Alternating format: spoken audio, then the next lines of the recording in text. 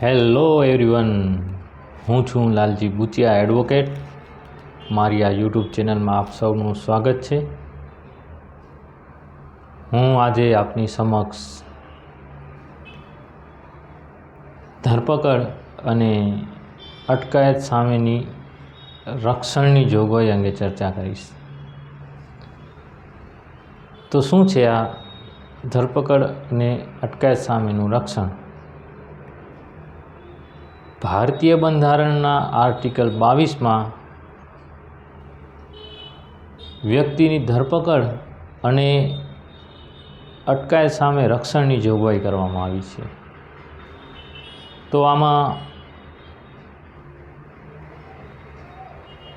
વ્યક્તિની જ્યારે અમુક કિસ્સામાં ધરપકડ કરવામાં આવે છે તો તેને ત્વરિત જણાવવું જોઈએ કે તેની ધરપકડ કયા કારણોસર કરવામાં આવે છે. એ સિવાય મિત્રો, વ્યક્તિની ધરપકડ કરી એને અટકાયતમાં રાખી શકાતું નથી. પછી એના નજીકના સગાને તરત જાણ કરવી જોઈએ કે તે વ્યક્તિની ધરપકડ કરવામાં આવી છે.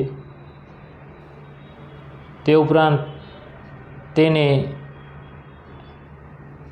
તેના પસંદીદા એડવોકેટ રાખી અને તેને બચાવ લેવાનો અધિકાર છે તે સંબંધે તેને જણાવવાની પણ જોગવાઈ કરવામાં આવી છે.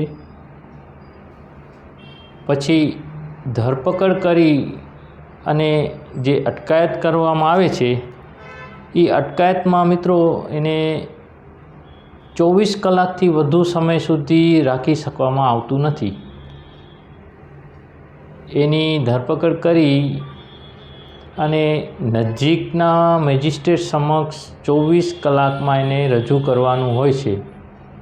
અહીં મિત્રો એ જે નજીકના મેજિસ્ટ્રેટ સમક્ષ રજૂ કરવું છે એ નજીકના મેજિસ્ટ્રેટ અને ધરપકડ કરાયેલ સ્થળથી જે અંતર છે તે મુસાફરીના અંતરનો સમય બાદ મળે છે. આમ અહીં ધરપકડ અને અટકાયત સામે રક્ષણની જોગવાઈ કરવામાં આવી છે, જે સંબંધે અહીં આપણે ચર્ચા કરી. વધુ નેક્સ્ટ વિડીયોમાં